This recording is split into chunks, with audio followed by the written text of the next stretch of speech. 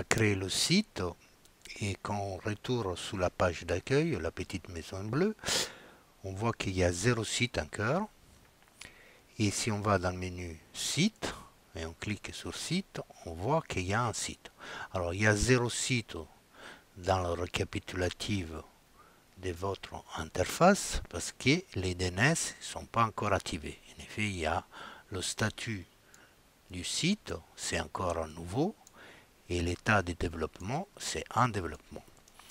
On va continuer ici maintenant à modifier le site et voir le menu de modification du site. On va cliquer sur modifier.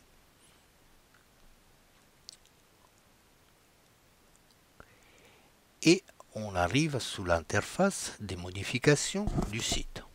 Toujours au départ dans les paramètres de base. Et on va voir le menu qui suit à votre gauche. Alors, on a un menu, un sous-menu qui s'appelle paramètres avancés. Dans ce menu paramètres avancés, ils nous sont proposés des plugins et des réseaux sociaux qui on peut afficher sous la page d'accueil, dans le menu principal et sous la page de connexion. On va afficher pour exemple le plugin Facebook et Google. On va cliquer sur le bouton enregistrer et on va toujours cliquer sur notre bouton aperçu pour voir ce qui s'est passé. Et voilà, on peut voir ici tout à fait sous la gauche un petit widget avec un bouton pour la connexion à Facebook et un bouton pour la connexion à Google+. Voilà pour les paramètres avancés. On va dans les autres paramètres qui sont des paramètres, comme indiqué, paramètres pour toutes les pages. Donc on a les métatags qui sont les métatags qui sont sur toutes les autres pages. Même les pages que vous allez créer par la suite. Donc ici on a des macros, intro, accolade, pourcentage. Accolade, pourcentage, page name, c'est le nom de la page. Accolade, pourcentage, accolade, c'est le nom de domaine. On a aussi ici un autre champ avec métadescription et on peut ajouter aussi un champ meta keyword et mettre notre mot-clé. Pour le moment, on laisse ça comme ça, on n'a pas besoin. On va dans code de suivi.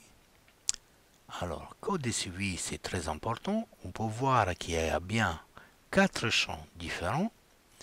Mais celui-là qui nous intéresse aujourd'hui, c'est le code de suivi de toutes les pages.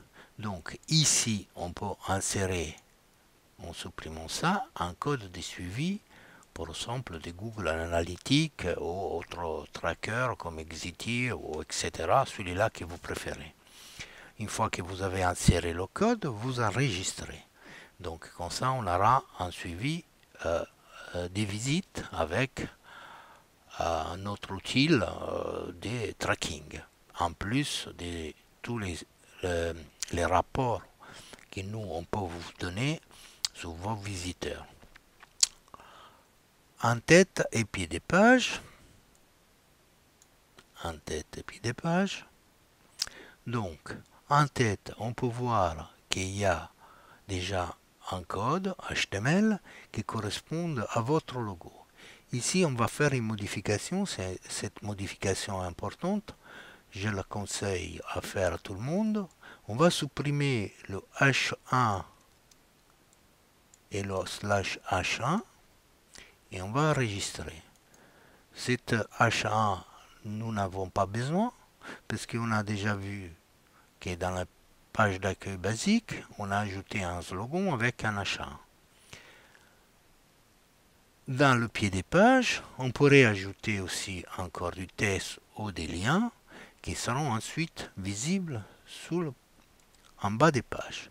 Donc ici, on va écrire pour son rencontre intro célibataire partout en France, hommes et femmes à la recherche d'une rencontre. Voilà, on va enregistrer et on va voir où va être affiché ce test ici en cliquant sur le bouton aperçu. Et voilà, le test est tout en bas des pages après le menu du footer.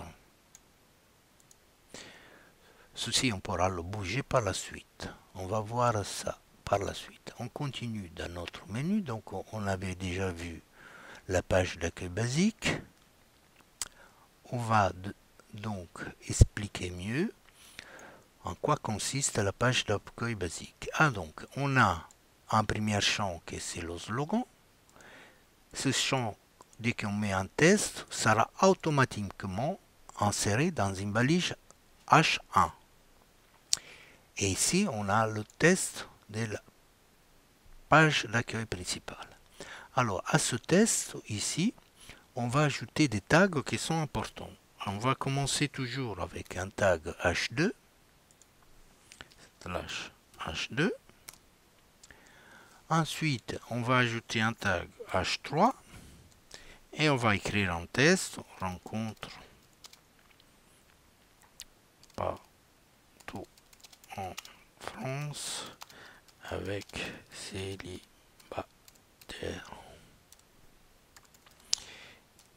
H3 et on termine avec un /H3.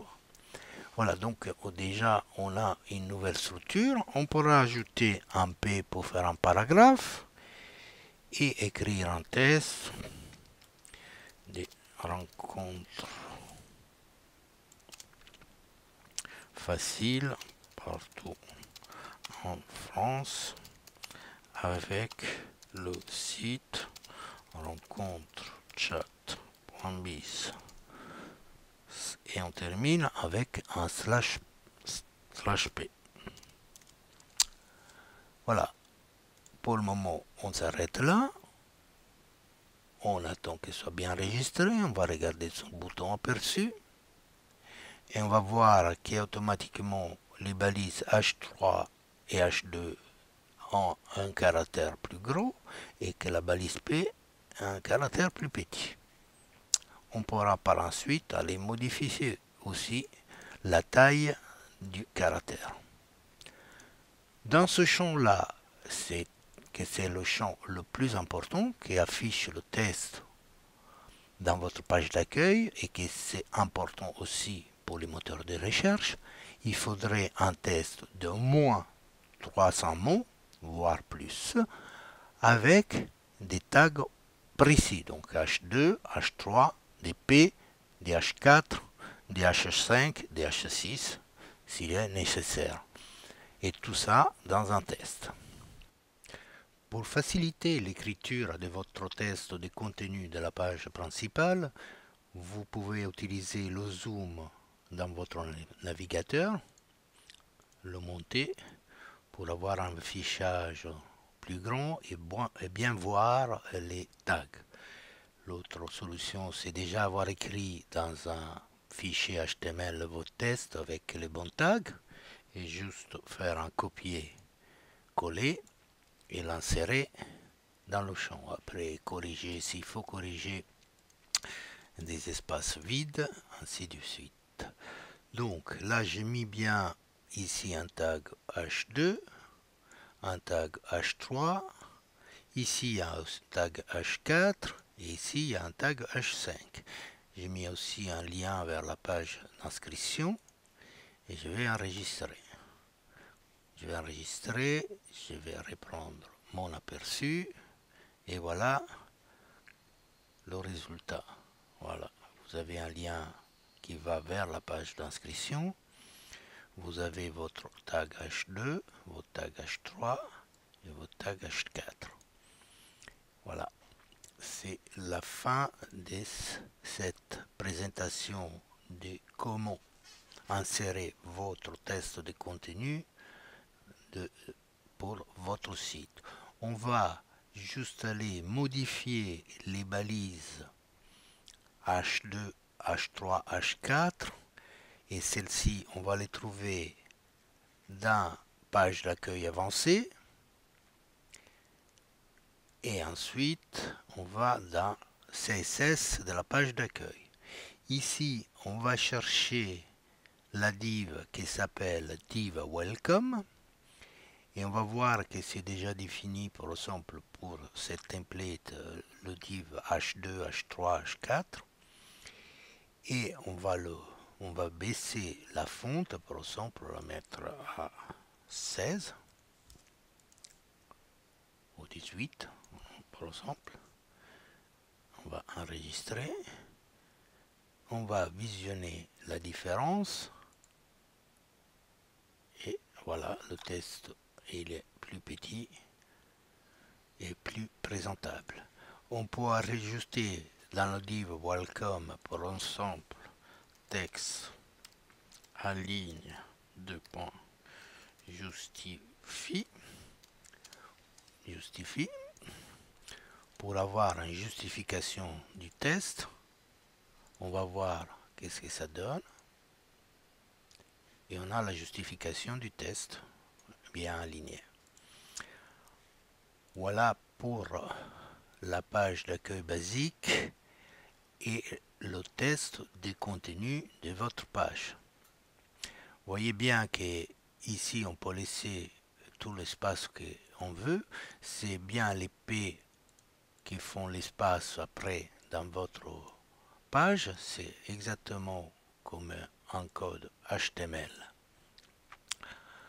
Dans page d'accueil avancée, on a le CSS et le CSS du test des contenus, c'est le div welcome. Donc là, vous pouvez modifier votre div welcome comme vous voulez. Voilà pour cette quatrième présentation de la modification du site dans la page d'accueil basique et la modification du CSS.